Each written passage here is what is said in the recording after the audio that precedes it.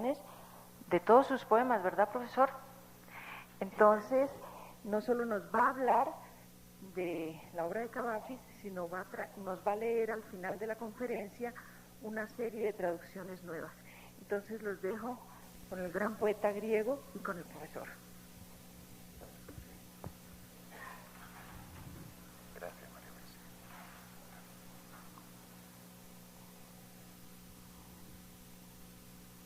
Señores y señoras, buenas noches.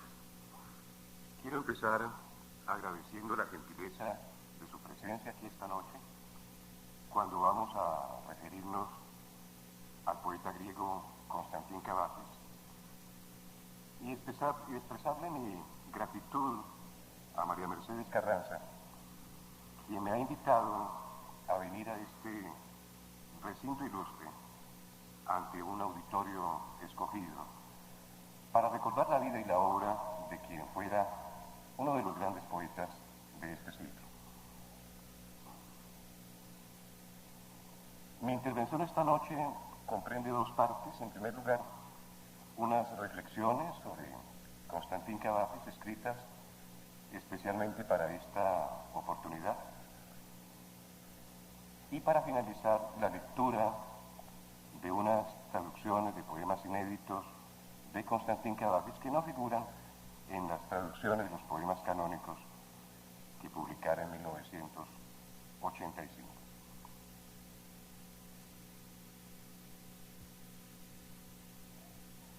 Esta conferencia tiene como título La primera poesía de Constantín Cavafis y un epígrafe de ese mismo poeta que dice así: ¿existen realmente verdad y mentira? ¿O solo lo nuevo y lo viejo? ¿Y la mentira es apenas la vejez de la verdad?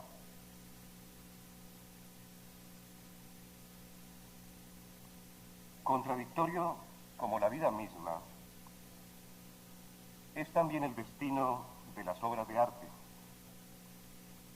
Algunas de ellas, que en su momento fueron manantial de éxtasis poético y causa de regocijo espiritual para las generaciones del pasado, desaparecieron para siempre, víctimas de la lepra del tiempo o de la rapiña de los bárbaros.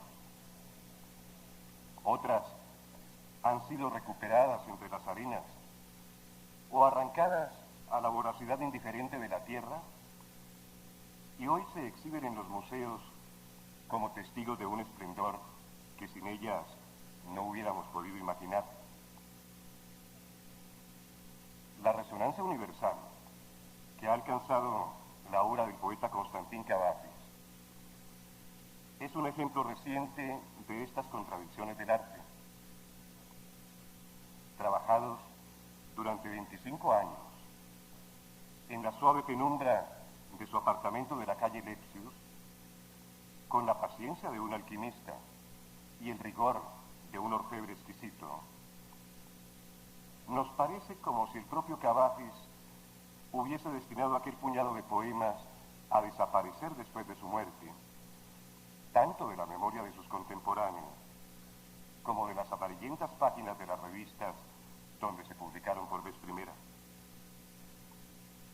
Sin embargo, Cavafis es actualmente el más admirado de todos los poetas neohelénicos, y a diferencia de la de algunos de ellos, su obra está destinada a permanecer entre los hombres y a alcanzar niveles de comprensión cada vez más profundos en las mentes y en los corazones.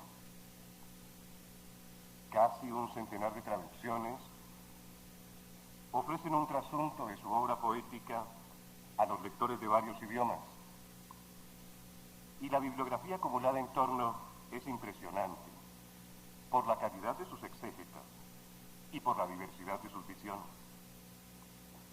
hasta el punto de que conocemos sobre su vida mucho más de lo que el poeta hubiese deseado, y que de los diversos estudios consagrados a su memoria, hoy parece desprenderse una leyenda piadosa, de la cual Cavafis Cavafis se habría sonreído, entre bondadoso y estoico. Es verdad que Cavafis procuró forjarse una coraza para deambular junto a sus semejantes, como nos cuenta que hizo el joven Emiliano Monal, aun cuando a diferencia de este, él logró utilizar la suya hasta los 70 años. La coraza era muy necesaria, pues sus palabras resultaban perturbadoras del orden establecido y sus enemigos querían sacarlo del mundo. Una única idea se insinúa, se transparenta y en ocasiones se expresa del todo en su poesía. La inalienable libertad del hombre para disfrutar del placer que le proporcionan sus sentidos, haciendo caso omiso de las formas cambiantes de la moral y de las no menos proteicas convenciones de la sociedad. Concepto incompatible con los postulados de la civilización de Occidente, alimentados por 2000 años de cristianismo y de tradición mosaica. No obstante, la suya es una idea que todos los hombres han acariciado en sus mentes en algún momento de sus vidas, tornándolas de esta manera y en virtud de aquel solo pensamiento, mucho más dichosas o más desgraciadas. El arduo oficio de encarnar en la vida del arte, bajo la especie del poema, aquella idea universal, es lo que hace de Cavafis un poeta entrañable, en cuyas páginas encontramos auténticas lecciones de sabiduría y de liberación moral. Se ha dicho que cuando los siglos envejecen, se vuelven más sensibles. Quizá nuestra época, por tantos motivos desoladora y oscura, perciba en los versos del alejandrino no solamente los ecos de un pasado admirable, cuando se vivió naturalmente el placer, sino también la imagen de un tiempo venidero, cuando esa naturalidad volverá a existir sobre la tierra. Hacia 1884, cuando tenía 31 años, Cavafis trabajó algunos poemas en prosa que nunca publicó en vida y que vieron la luz pública en los fascículos del Archivo Literario e Histórico Griego tan solo en 1986. Entre ellos figura El Regimiento del Placer, que transcribimos completo, pues constituye un texto revelador sobre las opiniones del poeta acerca del inútil combate entre deseo y sociedad. No habléis de culpabilidad, no habléis de responsabilidad. Cuando pasa el regimiento del placer con música y banderas, cuando se estremecen y tiemblan los sentidos, insensato e impío es el que permanece lejos, el que no se lanza a la bella expedición, el que no marcha a la conquista de los placeres y las pasiones.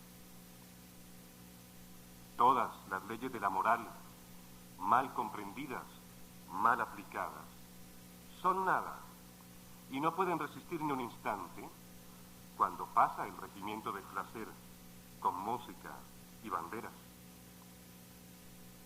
No dejes que ninguna oscura virtud te arrastre.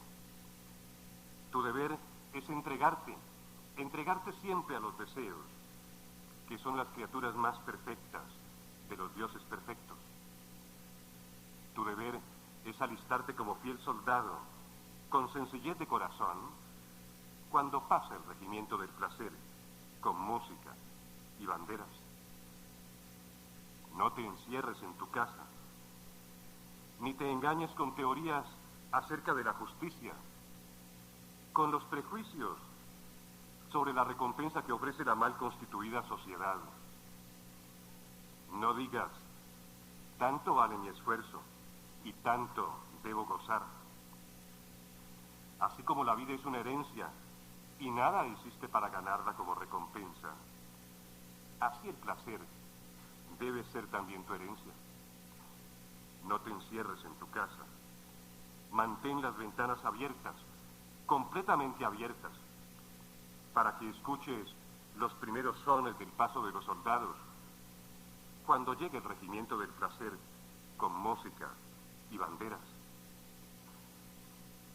Que no te engañen los blasfemos, los que te dicen que aquel servicio es peligroso y muy arduo. El servicio del placer es una alegría duradera. Te agota, pero te agota con embriagueces maravillosas. Y al fin, cuando caigas en el camino, también entonces será envidiable tu suerte. Cuando pase tu funeral, las figuras que forjaron tus deseos arrojarán lirios y rosas sobre tu féretro. Te levantarán en sus hombros adolescentes dioses del Olimpo y te sepultarán en el cementerio de lo ideal, donde blanquean los mausoleos de la poesía.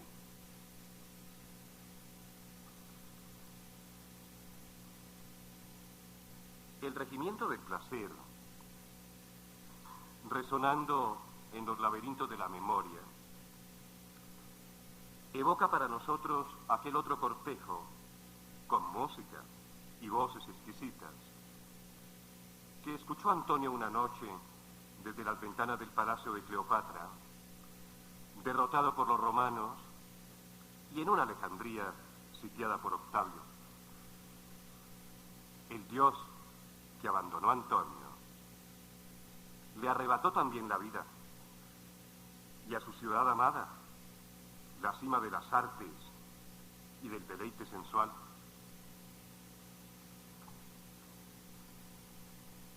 Cuando de súbito, hacia medianoche,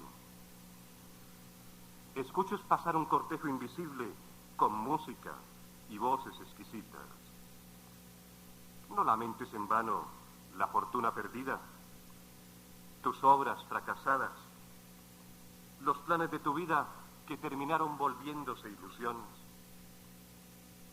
Como si estuvieras preparado, con valentía, despídete de Alejandría que se aleja. Ante todo, no te engañes. No digas que fue solo un sueño, que tus oídos mentían. Desdeña tanta esperanza vana. Como si estuvieras preparado, con valentía, cual corresponde si eres digno de esta ciudad. Acércate con paso firme a la ventana y escucha con emoción, sin las súplicas y las lamentaciones de los cobardes. Como un último goce, escucha los sonidos, los exquisitos instrumentos del místico cortejo y despídete para siempre de la Alejandría que pierdes.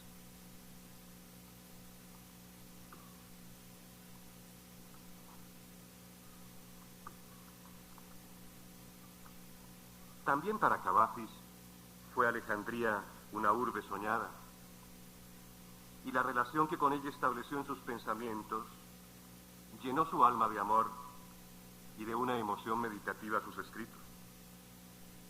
Haber nacido en aquel lugar ilustre, despojado por las tormentas de la historia de todos sus mármoles, habitado en su época por los musulmanes y expoliado por los británicos, representó para Cavafis el más digno blasón para consagrarse a su vocación como poeta.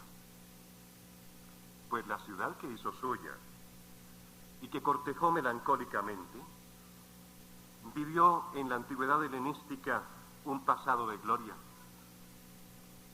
A la sombra de sus pórticos y en el silencio de la biblioteca o del museo, trabajaron los sabios y discurrieron los filósofos. Zenódoto, Apolonio de Rodas, Aristófanes de Bizancio, Apolonio Hitógrafo, Aristarco. En Alejandría caviló Euclides los teoremas de su geometría, y Sóstrato de Gnido construyó aquel faro, que fue una maravilla. En ella urdió Plotino, en la rueca de sus reflexiones, los viejos hilos de oro de las ideas platónicas, y Jámblico contempló las visiones prodigiosas que atemorizaron después al emperador Juliano. Alejandría conoció la gloria de los Ptolomeos y celebró la belleza de Cleopatra. Allí compuso sus tratados el médico Nicandro y observó el curso de los astros el sonámbulo Eratóstenes.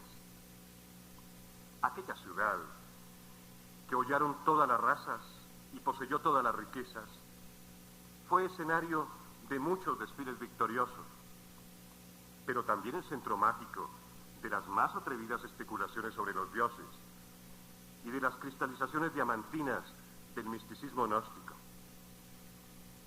Urbe, sobre todo, de artistas, formaron legión, quienes en ella conocieron los refinamientos del placer y se vieron arrastrados por su impetuoso torrente, su ardor, su deleite supremo. La Alejandría del poeta es también la ciudad de las palabras. Aquella polis, cantada en llambos por Piletas de Cos y por Alejandro Etolo, el compilador de los trágicos.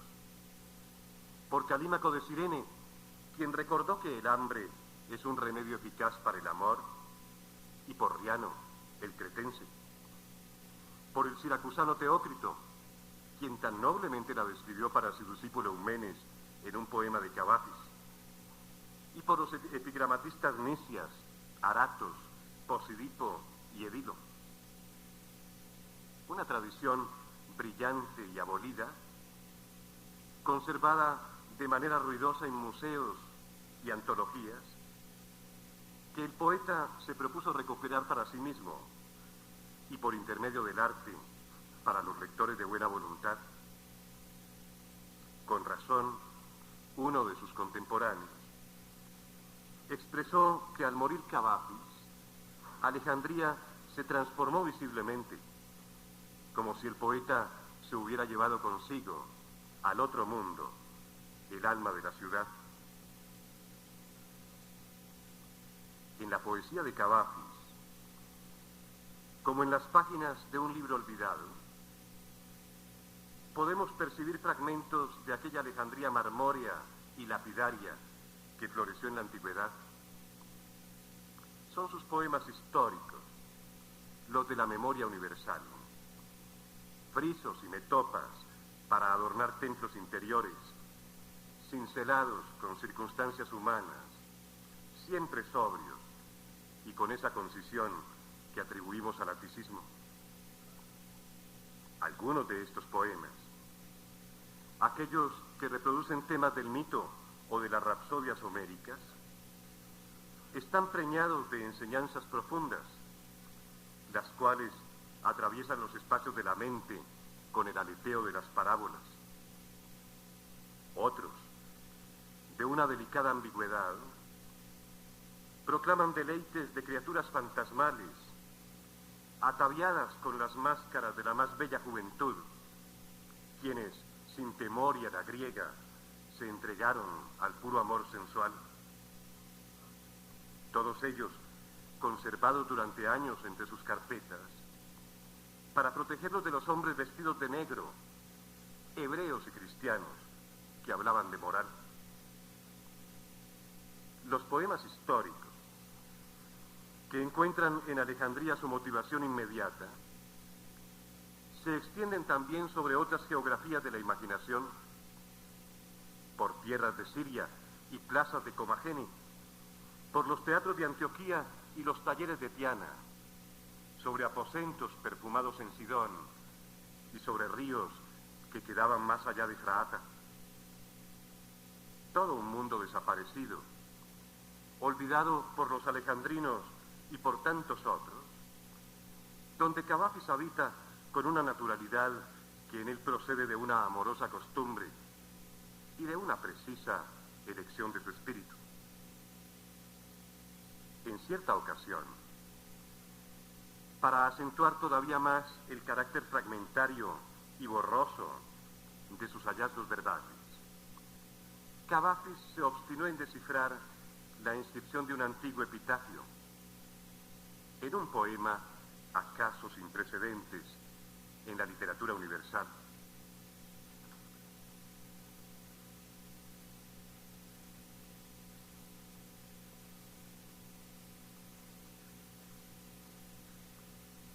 Leo con dificultad sobre la antigua piedra: Señor Jesucristo. Distingo apenas alma.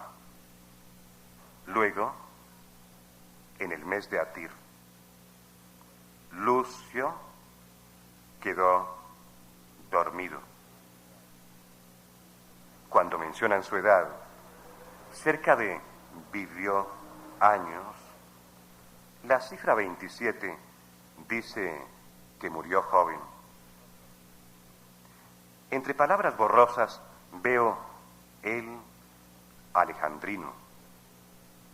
Después vienen 3 líneas bastante mutiladas, pero todavía descifro palabras como nuestras lágrimas, tristeza, de nuevo lágrimas, sus amigos lloramos.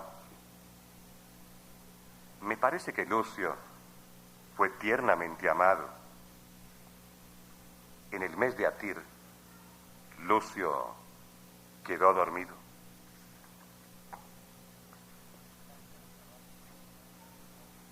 La vida de Cavafis en Alejandría conoció diversos momentos, todos significativos. Su infancia transcurrió allí en la opulencia, cuando su padre era un comerciante muy próspero y la familia recibía invitaciones al Palacio del Yedive. El gusto por la vida de alta sociedad, que su hermano Pablo cultivó con refinamiento de mundano, así como el placer que al poeta le produjeron los casinos y los teatros, pertenecen a esas mocedades. A los 29 años, desaparecidas las riquezas, comenzó a trabajar para los ingleses en el departamento de riegos y como un empleado sin posibilidades de ascenso, en aquel lugar permaneció durante 30 años, desempeñando el oficio ingrato de corregir copias de correspondencia y de traducir memoriales. Por fin me veo libre de esta asquerosidad, exclamó Cavafis cuando dejó aquel empleo en marzo de 1922. El sentimiento de lo irremediable, la monotonía, su estoica visión de los acontecimientos, el castigo de las prisiones sociales que corresponden a ese tiempo, van a marcar su poesía con un relente de acritud indeleble. Ya en la vejez, Cavafis habitó en la Alejandría inmaterial de su memoria, y aquella urbe no fue para él solamente la que descubrió en los libros, sino más bien el tiempo recuperado de la juventud, en que tenía vigor el arte de la palabra y belleza. Escribió entonces sus poemas más hermosos, con un oficio literario absolutamente puro y con palabras que recrean una visión esencial. Por norma general, los grandes escritores y poetas escribieron sus mejores obras en una edad joven, antes de su vejez, consignó en sus apuntes en 1929. Yo soy poeta de vejez.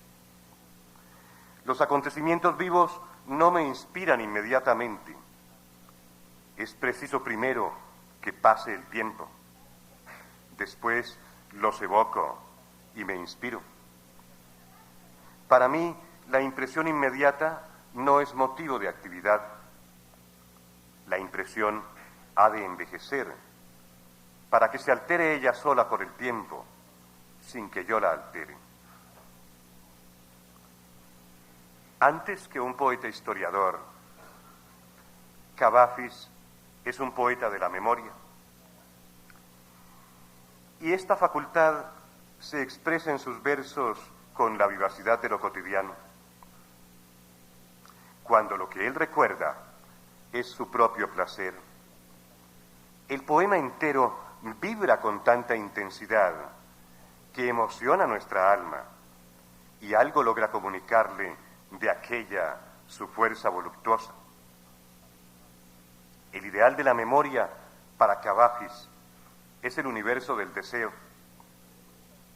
Las calles de Alejandría se pueblan de hermosos mancebos, como otrora de dioses las de Seleucia, pues comienza a caer la noche luminosa y con ella las promesas del deleite sensual. Los cafés se llenan de parroquianos, hombres y adolescentes que se observan, divertidos o nerviosos. La ciudad se transfigura, brotan las apariciones. De pronto cruza la calle un rostro fugitivo que desaparece entre moros y cristianos, mas el poeta no olvida el color de sus ojos. El recuerdo es como un estilete que punza y desgarra la piel demasiado tensa. Pero el recuerdo ideal es el de un cuerpo de amor que fue nuestro una vez, sobre el lecho tantas veces usado de una taberna dudosa. Todo esto, tan íntimo, está narrado en pasado, con un tono objetivo que asume todos los matices de la ambigüedad. La pieza era pobre y desvencijada, escondida sobre la dudosa taberna. Por la ventana se vería el callejón, sucio y estrecho. Desde abajo llegaban voces de trabajadores jugando cartas y bebiendo. Y allí, en aquel lecho tantas veces usado, tuve el cuerpo de amor, tuve los labios, los voluptuosos y rosados labios del éxtasis. Rosados labios de tal éxtasis que ahora, cuando esto escribo, después de tantos años en esta solitaria casa, me embriagan de nuevo.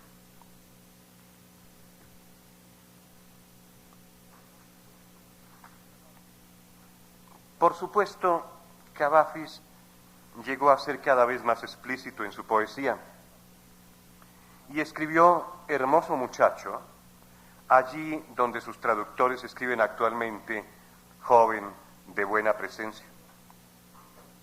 Su condición homoerótica logró apartarlo del mundo para que él pudiera dedicarse a pulir ocultamente su obra poética, hasta convertirla en la joya de perfección literaria que conocemos ahora.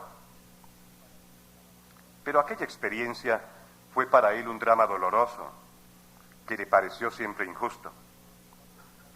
Si el medio musulmán conservaba el encanto de las noches árabes y se encogía de hombros ante las inclinaciones del poeta, los cristianos fruncían el ceño mientras levantaban sólidos y altos muros en derredor suyo, y los británicos atormentaban el imperio con su puritanismo victoriano.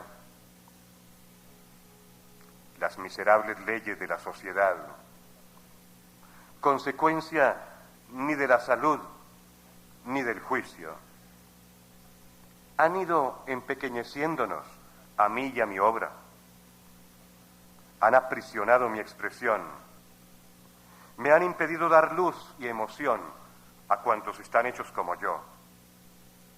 Al fin y al cabo, ¿qué puedo hacer? Seguiré siendo objeto de sospecha y la mayoría me entenderá claramente por cuanto rechacé, apuntó el 12 de diciembre de 1905. Actualmente, la crítica recuerda con razón a quienes reconocieron y celebraron tempranamente el genio del poeta, como Xenópulos o Forster. Pero no hay que olvidar lo que significó para Cavafis la animosidad moralizante o la envidia de muchos escritores griegos de su tiempo. El libelo de Petros Magnis en 1912, los comentarios adversos de Peridis en la revista Grámata en 1915, o la violenta polémica que desató contra él la conferencia que escribió para su amigo Alejandro Sengópulos en 1918.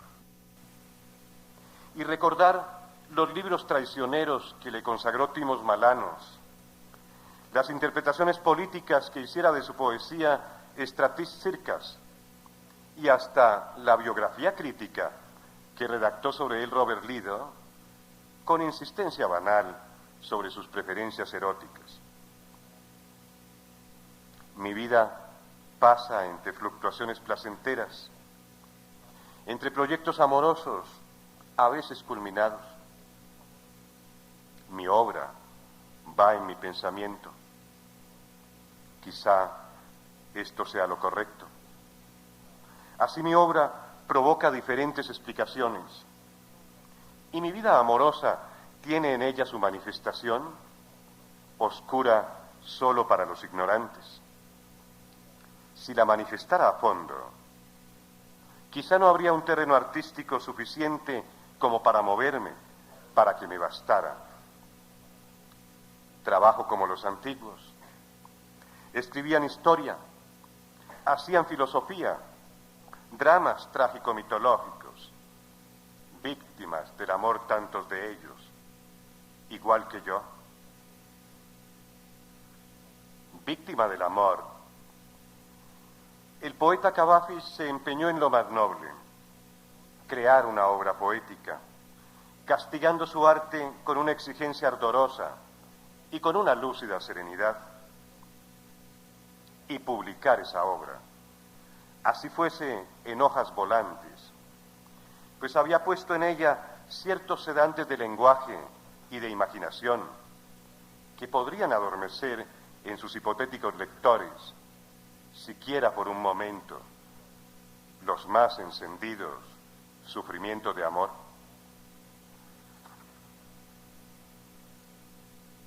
Con palabras, criaturas deleznables, hechas de frágiles sonoridades, humo de la boca, como dice el proverbio oriental, levantó Cavafis el universo reducido y perfecto de su obra poética.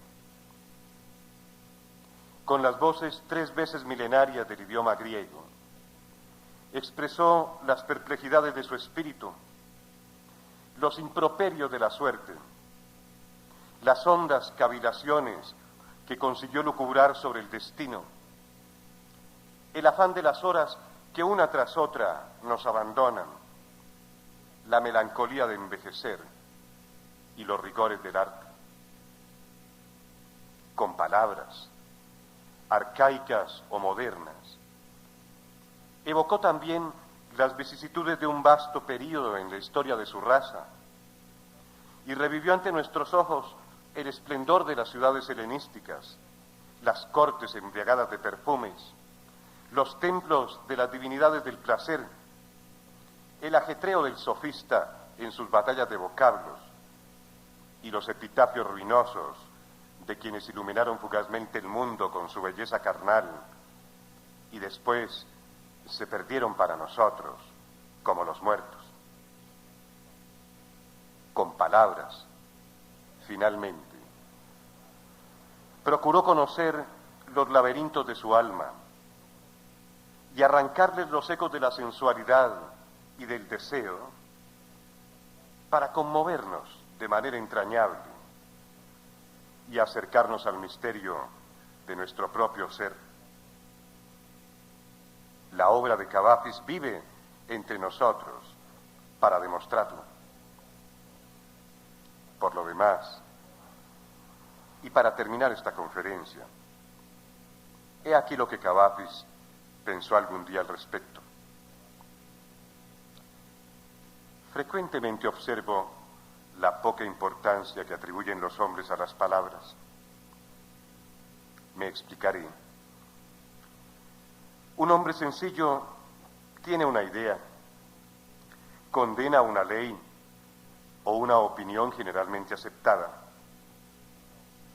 Sabe que la mayoría piensa lo contrario y calla por eso, creyendo que no es conveniente que hable, y argumenta que con sus palabras nada cambiará. Es un error. Yo actúo de otro modo. Condeno, por ejemplo, la pena de muerte. En cuando tengo ocasión, lo proclamo. No porque crea que porque yo lo diga, los gobiernos la abolirán mañana, sino porque al decirlo, contribuyo al triunfo de mi opinión. No importa que nadie esté de acuerdo conmigo. Mi palabra no se perderá. La repetirá alguien quizá, y puede ser que vaya a oídos que la escuchen y se animen con ella. Puede que alguno de los que no están de acuerdo ahora con ella la recuerden en el futuro y con la concurrencia de otras circunstancias se convenzan o su convicción contraria se quebrante. Así también en otras cuestiones sociales distintas y en algunas en que principalmente se requiere acción. Sé que soy débil y no puedo actuar, por eso solo hablo. Pero no creo que mis palabras estén de más. Otro actuará. Pero de mis muchas palabras, de mí, el débil, algunas le facilitarán la acción, desbrozan el camino. Muchas gracias.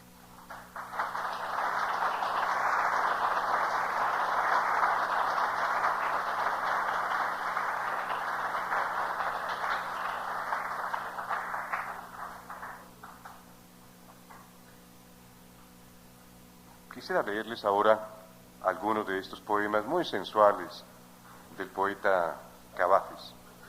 Son unos pocos, espero no estar abusando mucho de su tiempo.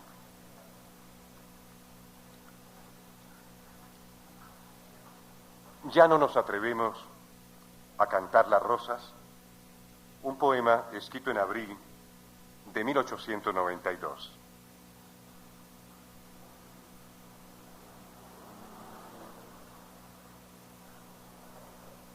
Desconfiando de lo que es vulgar, cuántas cosas abandono al silencio.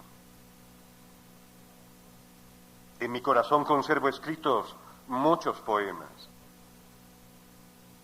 y esas canciones sepultadas son las que amo. Oh primera y pura y libre juventud entregada al placer, oh dulce embriaguez de los sentidos. Temo que una baja vulgaridad abuse de sus formas divinas.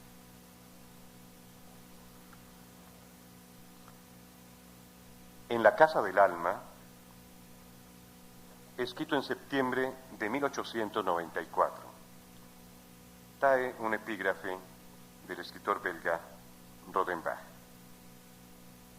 Más al fondo, en la Casa del Alma, en donde van y vienen sentándose alrededor del fuego las pasiones con rostros de mujeres.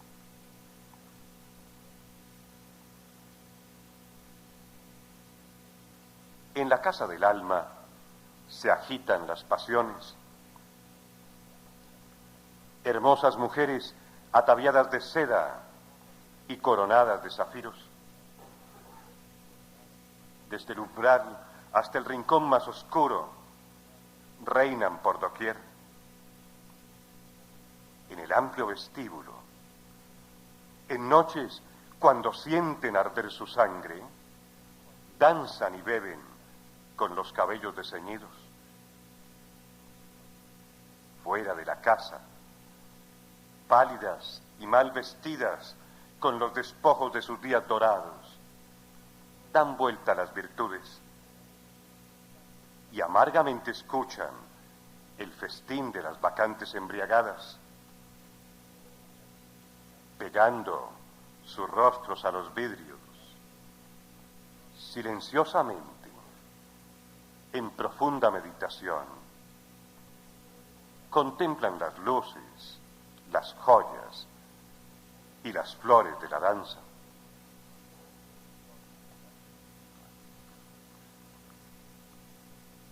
La Suma de 1897. No me pregunto si soy feliz o infortunado, pero siempre evoco un pensamiento con alegría, que en la gran suma, esa suma que aborrezco, no soy uno de los innumerables guarismos, de los muchos números que contiene. No fui contado en la suma total, y esta alegría me basta.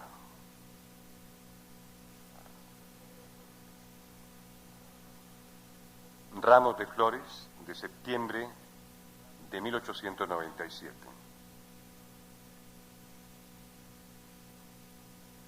Absinquio, Estramonio y Acónito, el Éboro, Hiposíamo y Cicutas, todas las amarguras y los venenos, darán sus hojas y sus horribles flores para formar esos soberbios ramos que adornarán el altar resplandeciente, el espléndido altar de malaquita de la espantosa y bellísima pasión.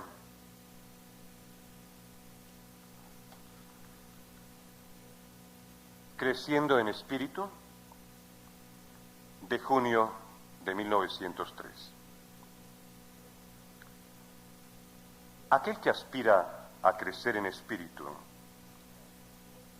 tendrá que trascender obediencia y respeto. Obedecerá algunos preceptos, pero violará en su mayoría leyes y costumbres, yendo más allá de la norma establecida e inadecuada. El placer sensual tendrá mucho que enseñarle. No sentirá temor del acto destructivo. La mitad de la casa debe derrumbarse. Así crecerá virtuosamente en la sabiduría.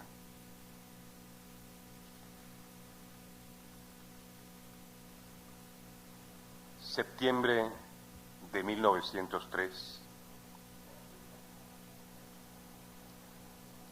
Hace 90 años. Dejad que me ilusione, así me engañe, para no sentir el vacío de mi vida. Y sin embargo, estuve tantas veces tan cerca. ¿Y cómo me paralicé tan cobardemente?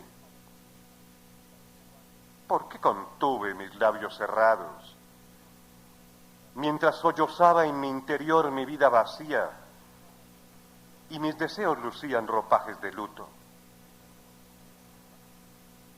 Haber estado tantas veces tan cerca de esos ojos y esos labios sensuales de aquel cuerpo que soñé y que amé tantas veces, tan cerca.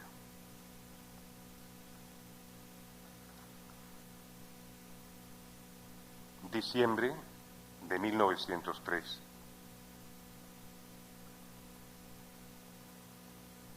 Y si no puedo hablar sobre mi amor, si no menciono sus cabellos, sus labios, sus ojos, todavía su rostro que guardo en mi corazón, el sonido de su voz que conservo en mi mente, los días de septiembre que amanecen en mis sueños, le dan forma y color a mis palabras, a mis frases, a cualquier tema que evoco, a todo cuanto escribo.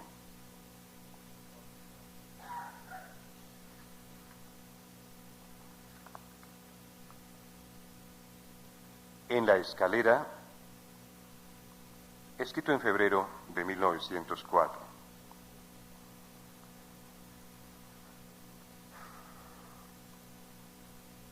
Cuando descendía aquella infame escalera, entrabas tú por la puerta y por un instante reconocí tu rostro familiar y tú el mío. Entonces me oculté para que no me... De nuevo. Y te apresuraste al pasar, disimulando tu cara, escurriéndote al interior de aquella sórdida casa, donde no encontraste el placer que tampoco yo obtuve. Y sin embargo, el amor que buscabas hubiera podido dártelo. El amor que yo busqué, lo decían tus ojos cansados y expertos, hubieras podido dármelo. Nuestros cuerpos lo sintieron y se buscaron. Nuestra sangre y nuestra piel comprendieron. Pero ambos preferimos ocultarnos, confundidos.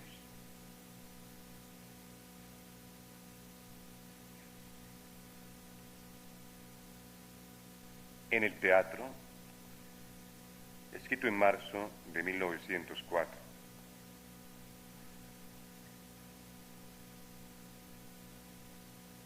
Aburrido mirando el escenario, levanté mis ojos hacia los palcos y en un palco te vi con tu extraña belleza y tu disoluta juventud. Y de inmediato volvió a mi mente cuanto me dijeron de ti aquella tarde.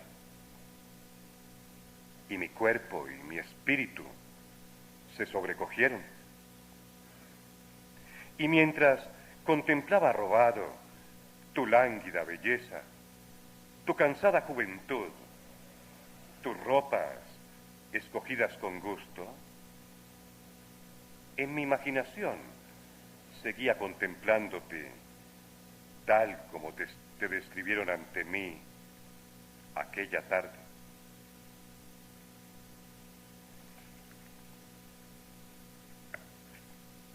Lo oculto, escrito en abril de 1908.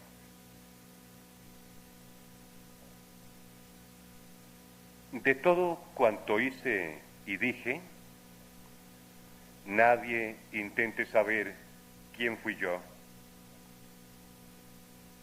Un obstáculo se presentó a menudo que me detenía cuando empezaba a hablar. Solo por mis acciones menos advertidas y por mis más velados escritos, por ellos solamente podré ser comprendido. Pero quizá no tenga tanta importancia el esfuerzo por descubrir quién fui yo. Más tarde, en una sociedad más perfecta, alguien, hecho tal como fui, surgirá con certeza y actuará libremente.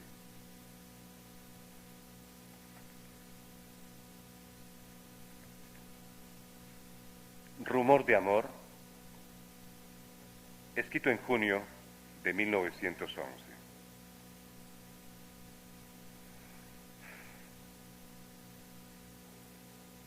Cuando escuches de grandes amores, responde conmovido como un esteta.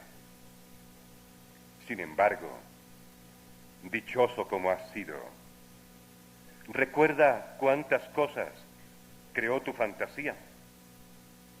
Estas primero, y enseguida el resto que experimentaste y gozaste en la vida, las más pequeñas, reales y tangibles.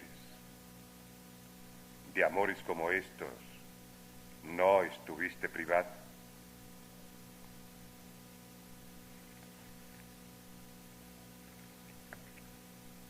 La fotografía, escrito en abril de 1903.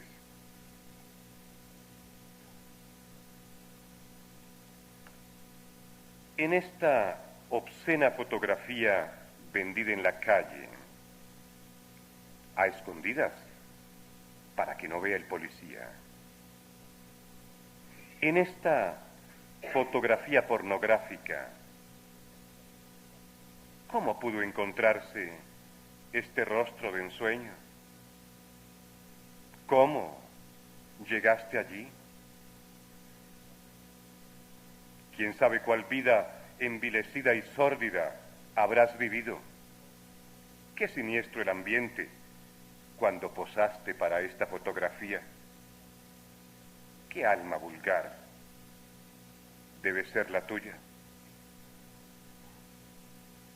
Pero a pesar de esto, y aún más, para mí sigue siendo ese rostro de ensueño, ese cuerpo formado para el placer helénico y a él consagrado. Así es como sigue siendo para mí y como hoy te nombra mi poesía.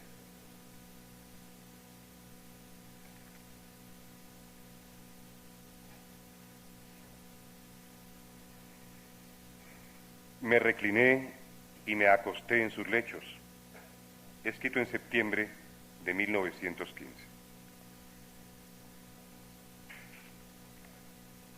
Cuando fui a aquella casa de placer,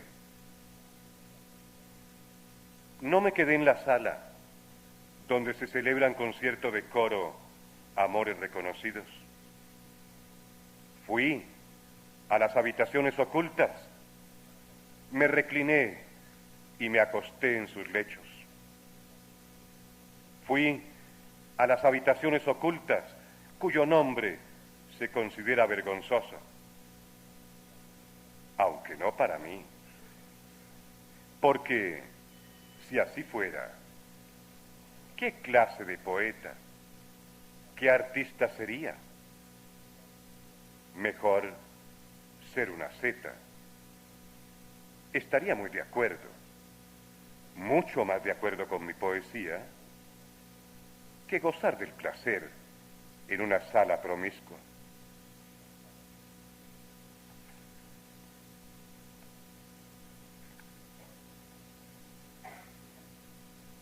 Media hora, escrito en septiembre de 1915.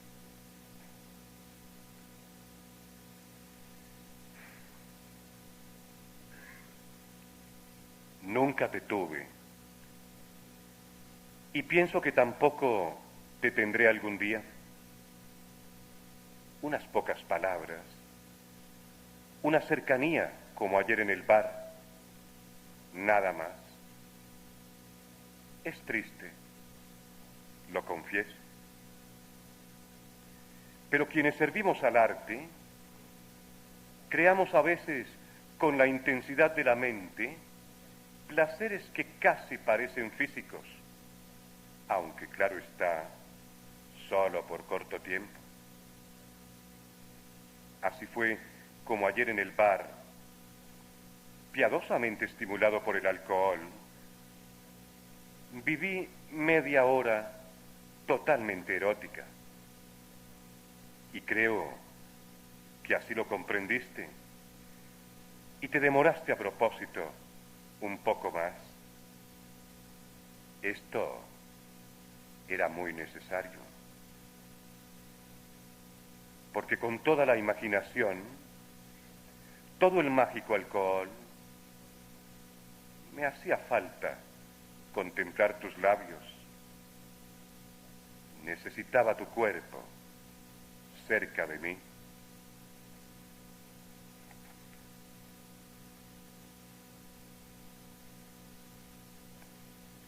El hombro vendado, escrito en mayo de 1919.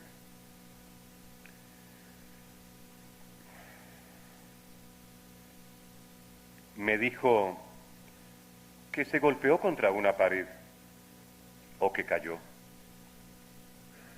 Pero seguramente sería otra la causa para aquel hombro herido y vendado. Al hacer un movimiento brusco, para bajar de una repisa algunas fotografías que quería mirar, se desató la venda y corrió un poco de sangre.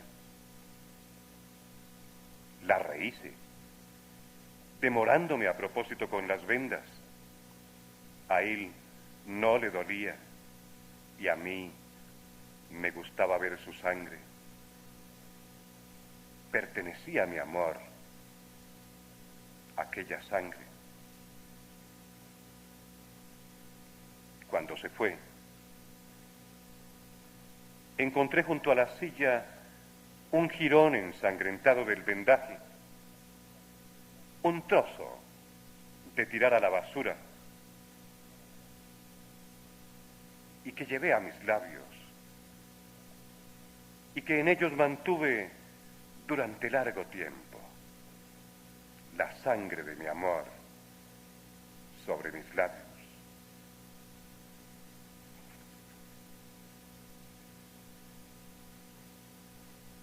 Y el último de esta serie, Del Cajón, escrito en enero de 1923.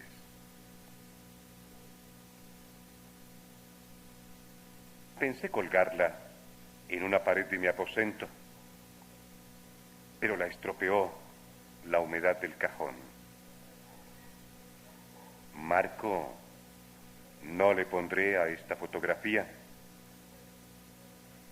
Debí guardarla con mayor cuidado. Estos labios, este rostro, que solo por un día, por una hora solamente, resucitara aquel pasado. Marco, no le pondré a esta fotografía. Sufriría de verla tan ajada. Así no estuviera tan ajada. Me molestaría vigilar que por casualidad alguna palabra, algún tono de voz me traicionara. Si me preguntaran por ella, de repente. Muchísimas gracias.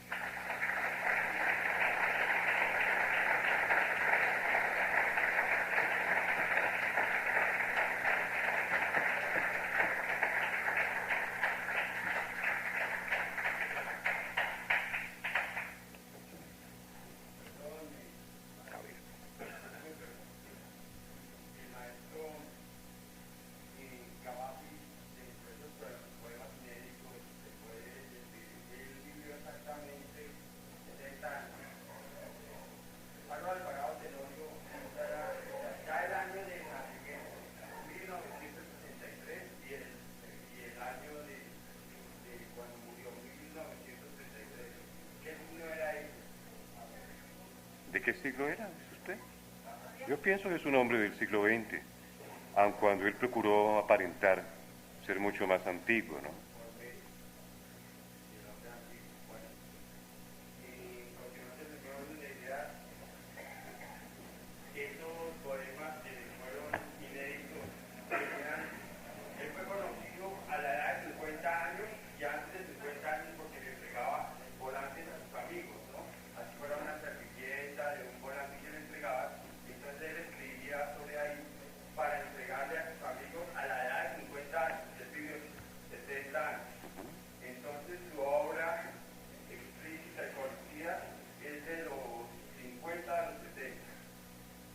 Él escribió poesía durante toda la vida, ¿no? Procuró hacerlo. Un poeta no se improvisa. Antes